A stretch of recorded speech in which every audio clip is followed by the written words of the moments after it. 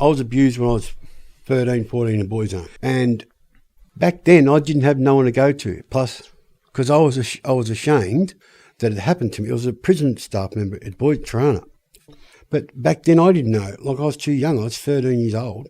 I didn't know who to go. I was embarrassed and ashamed. I didn't want to tell anybody, especially my family. There was never none of this, an organisation you go and talk to about it. No way, no. You know, so that's, I can't really go too much into that because that's sort of my own doing that I didn't go and talk about that because I was embarrassed and ashamed.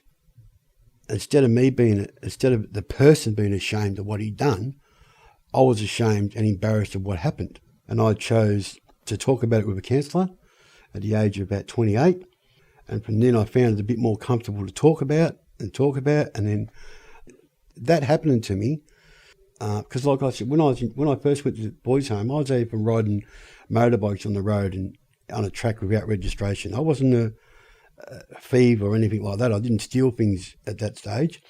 But when you go there, obviously you meet other kids and the crimes get different and better and all that sort of, it gets worse.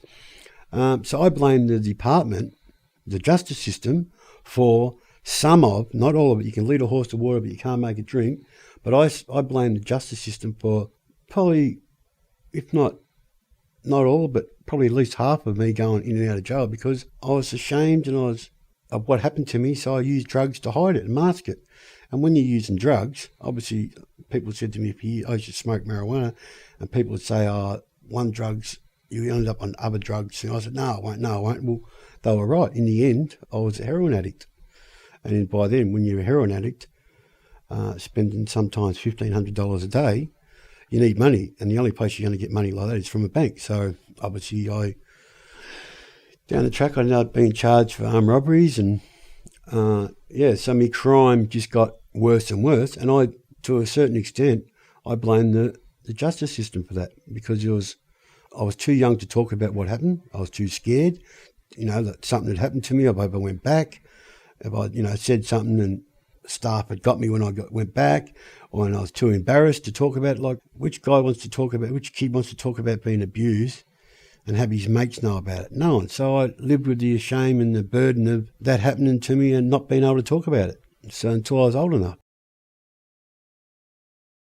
When I found out about my acquired brain injury, I've had tumours removed from my brain. So obviously I've had a bit of a brain injury from that. That's what the doctors are telling me. But a little bit prior to that, probably a year ago, I knew nothing about an ABI. I just thought I had mental problems. And then the doctor said, no, you have an ABI.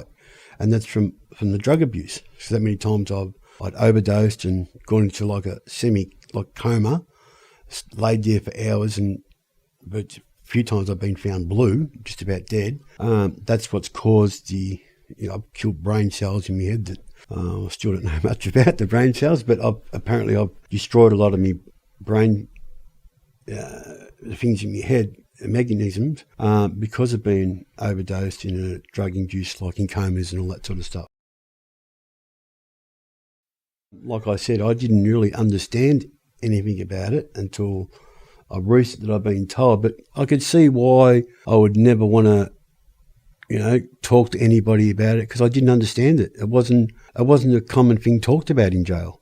We need more awareness of. That's why I used to see myself as just a broken machine, like something wrong with this machine. There's something wrong with it. It's like when you see them robots being made and they kick one out every now and then. Well, I see myself as like that, a bad robot, because why am I doing different to what, let's say the people in my family? I'm the only one that gets in trouble in my family.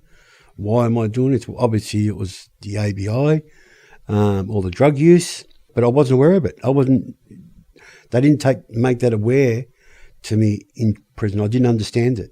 So I think that what we need is for things like that to be made available, and so we can understand what an ABI is, for one, and what we've got to do to try and better ourselves.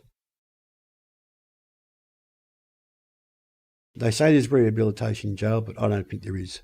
There is to a certain degree.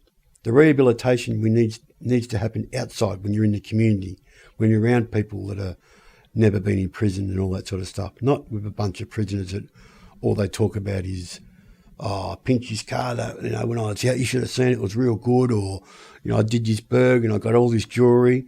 That's the sort of things that you hear in a room when you're doing a program in jail. Well, why would you want to sit down and listen to that? You know what I mean? And believe me, I've done it before. I've been one of those people that spoke about stuff like that. But I'd much rather be outside in the community where that doesn't happen. Like with Voices for Justice, we don't sit there and talk about things that we've got away with in the past. We think about trying to achieve things for people to get over the line and succeed once they've got out of jail.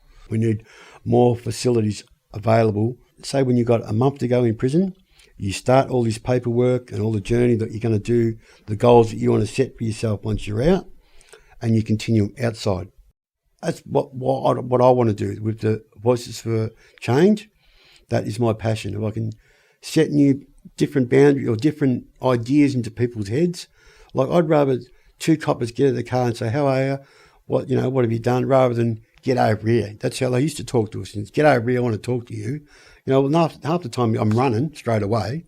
But wouldn't you rather two coppers getting out of a car or wanting to talk to you, being polite to each other, me and them, talking to each other, than angry words being spoke, or, I never used to stop and talk to the police, mate. I was gone. But yeah, I can see, I feel now that I want to be the person that can change and make a difference.